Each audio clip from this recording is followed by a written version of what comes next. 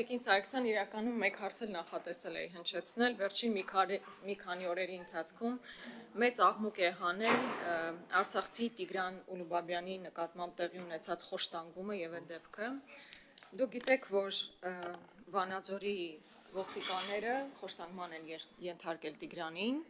եւ ստիպել են գրել ցուցմունք, որ իրենց համար ընդունելի կլիներ, բայց մինչեւ այսօր այդ ոստիկանները շարունակում են իրենց աշխատանքը, որևէ հետևանք չկա։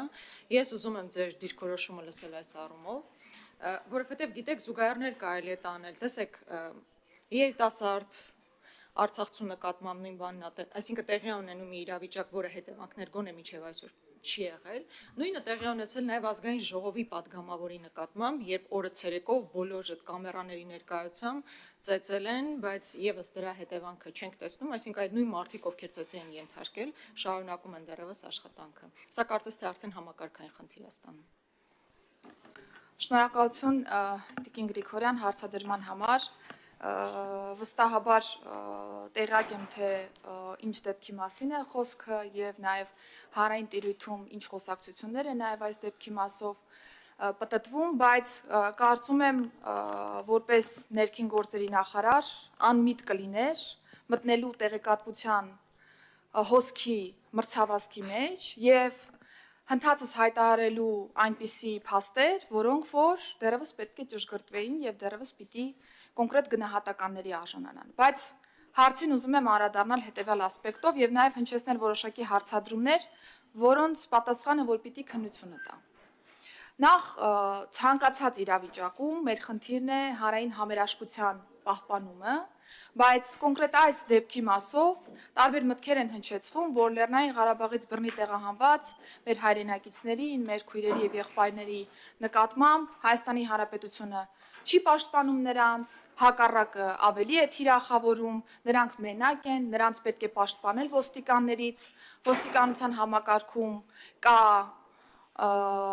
Լեռնային Ղարաբաղից բռնի տեղահանված անձանց նկատմամբ առանձնահատուկ վերաբերմունք եւ այսպես շարունակ։ Ես պիտի հստակ արձանագրեմ, որ Լեռնային Ղարաբաղից բռնի տեղահանված մեր հայրենակիցները առանց այտել իրադարձությունների բերումով տուժել են եւ գտնվում են խոցելի իրավիճակում, տեղահանվել են, ունեն բազմաթիվ կարիքներ, որոնք ըստ էության հասցեագրման եւ նաեւ լուծման կարիք ունեն եւ այստեղ անընդհատ փորձել էմոցիոնալ դաշտ ստեղծել նրանց համար, դա որևէ մեկի համար, որևէ ձևով օգուտ բերող process չի կարող լինել եւ հակառակը, այդպես ավելի են թիրախավորվում մեր հայրենակիցները եւ կարծում եմ, որ այս պարակչական գործողությունները ընդհանուր հանրային խոսույթում պիտի դադարեցվեն, որովհետեւ դա նվազն բարոյական չէ։ Պատասխանատու հայտարարում եմ, որ Հայաստանում լինի ՀՀ քաղաքացի, լինի Լեռնային Ղարաբաղից բռնի տեղահանված անձ, եթե կա անձի իրավունքների պաշտպանության հարց կամ կա անձի իրավունքների խախտման հետ կապված հարց, չկա որևէ տարբերություն, որովհետև մենք գործ ունենք մարդու հետ։ Սա առաջինը։ Կոնկրետ դեպքի մասով ես պիտի ասեմ հետևյալը, որ խոշտանգման կամ մարդու նկատմամբ բռնության ցանկացած ահազանգ իհարկե մտահոգիչ չէ, ես մտահոգիչ եմ անձամբ համարում, հատկապես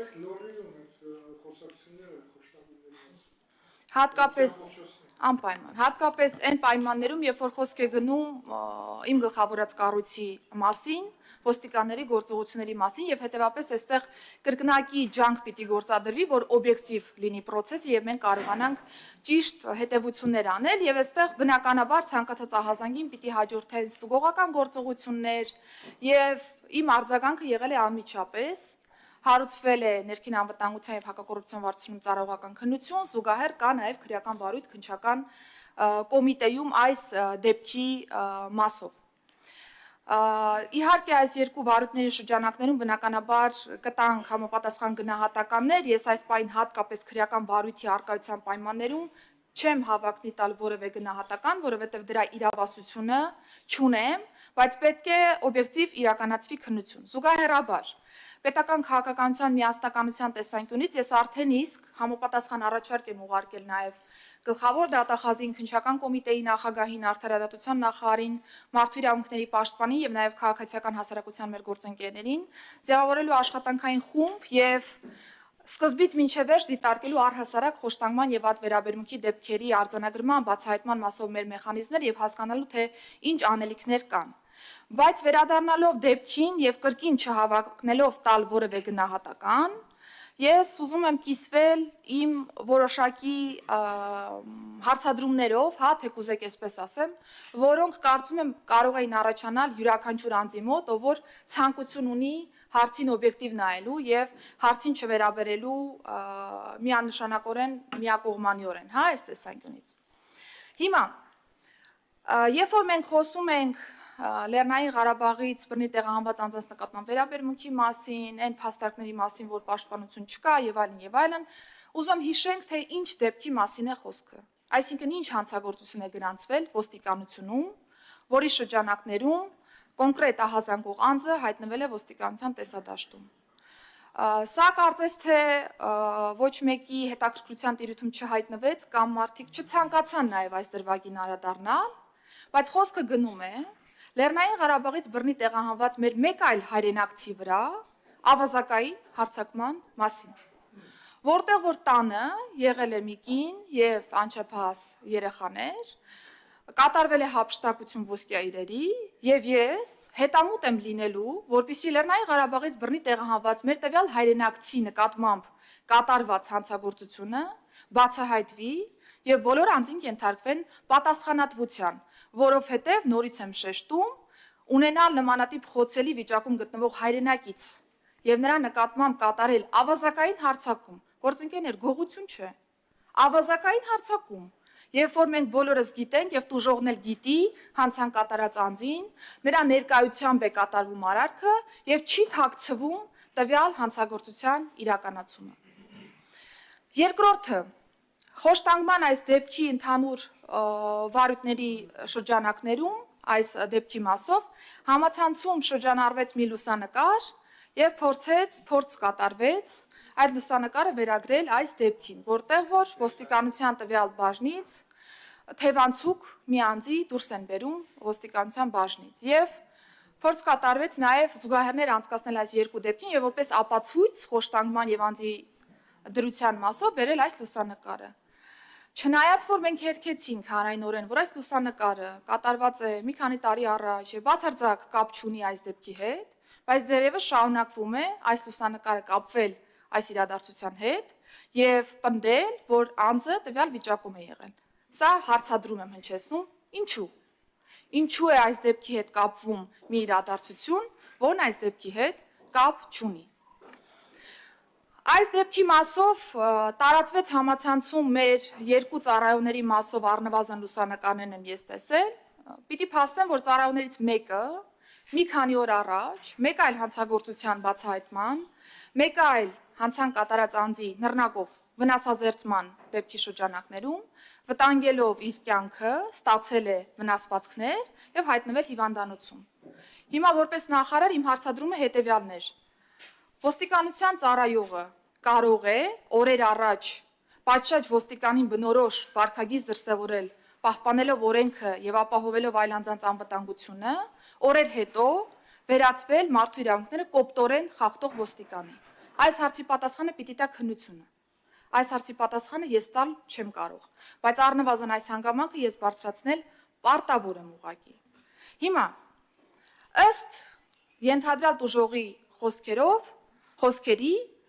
8 հոգով ինտենսիվ ծեծ է եղել իր նկատմամբ։ Կրկին, այս հարցի պատասխանը պիտի տա քննությունը։ Քանի հոգով, ինչ իրադարձություն, ինչպես, ոնց, որտեղ։ Բայց պիտի նշեմ, որ դատաբժշկական փորձաքննություն եղել է եւ ծառայողական քննության շրջանակներում 3 ստացվել է դատաբժշկական փորձաքննության եզրակացությունը։ Ծառայողական քննության շրջանակներում ես ստացել եմ փորձաքննությունը։ Փորձագետը եզրակացության եզրափակիչ մասում նշել է հետեւյալը եւ ես ուզում եմ բառացիորեն գործընկերներ վկայակոչեմ եզրակացության եզրափակիչ մասը։ Բուժհաստատությունում նշած ձախ ականջախեցու եւ գլխի ծոծրակային շրջանի փափուկ հյուսվածքներ սալջարդեր ախտորոշումը հիմնավորված չէ զննության օբյեկտիվ տվյալներով, որի պատճառով էլ որպես մարմնական վնասվածք չի ընդունվում եւ չի մեկնաբանվում։ Ինչ կարելի է եզրակացնել հանրային տիրույթում նման մանրակրկտությամբ դեպքի մանրամասների նկարագրությունից ինտենսիվ ծեծ, 8 հոգի, հարվածներ դեմքին, վենաշապիկը հանելու process եւ փորձագետի եզրակացությունը եւ նաեւ ուժհաստատության տված նախնական ախտորոշումը։ Ինչ է ստացվում, որ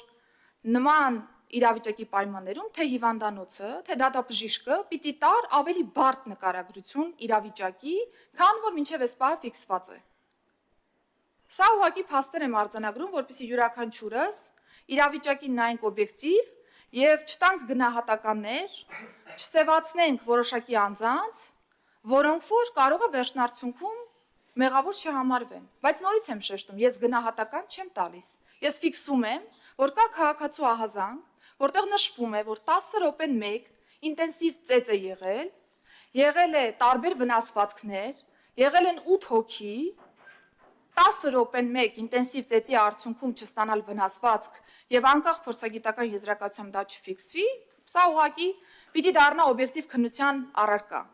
Գործի շրջանակներում բոլոր այս հանգամանքները պիտի քննարկվեն, պիտի հարցաքննվեն ոստիկանները, տարածքի հնարավոր տեսախցիկները, եթե կան այդպիսիք, պետք է առգրավվեն։ Դատաբժշկական փորձաքննությունը պետք է ուսումնասիրվի, փորձագետը միգուցե հրավիրվի հարցաքննության եւ այլն եւ այլն։ Ես ապավինում եմ քննչական կոմիտեին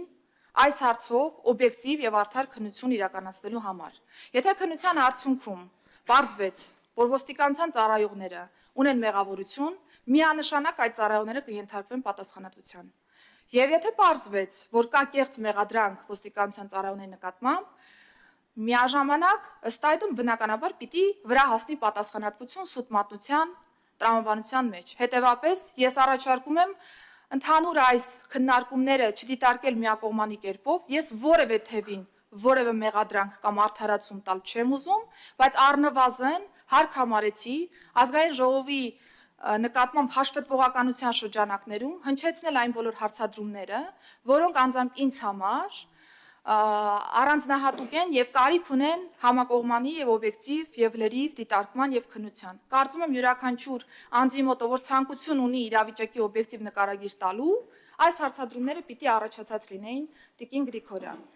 Հարցադրումներից պատասխանները բնականաբար պիտի տա քննչական կոմիտեն, որովհետև այս փուլում ծառայողական քննության շրջանակներում նմանատիպ գնահատականներ տալ ես չեմ կարող, որովհետև կա քաղաքացու իրավունքների պաշտպանության ավելի լավ գործիքակազմ, ավելի հուսալի, ավելի լայն գործիքակազմ, որը քրեական վարույթն է, եւ կարող է քննչական կամ դատավարական այլ գործողության շրջանակներում տարբեր հանգամանքների հայտ գան, հերկվեն կամ հաստատվեն։ Հետևաբար ես սպասում եմ քննչական կոմիտեի քննության արդյունքներին, վստահ լինելով, որ կլինի օբյեկտիվ բազմակողմանի եւ անաչառ քննություն, որի արդյունքներում ինչ ֆիքսվեց, իմ հետևությունները կկազմեն ըստ այդ արձանագրումների։ Կլինի ոստիկանի մեղավորություն, ոստիկանները պետք է ենթարկվեն օրենքի ամբողջ խստությամբ պատասխանատվության։ Կլինի կեղծ մեղադրանք ոստիկանության ծառայողի նկատմամբ, ուրեմն այս անձը եւս պիտի ենթարկվի պատասխանատվության։ Շնորհակալություն, Տիկին, նախար ֆիքսեցինք դա Վիլեն Գաբրիելյան։ Ես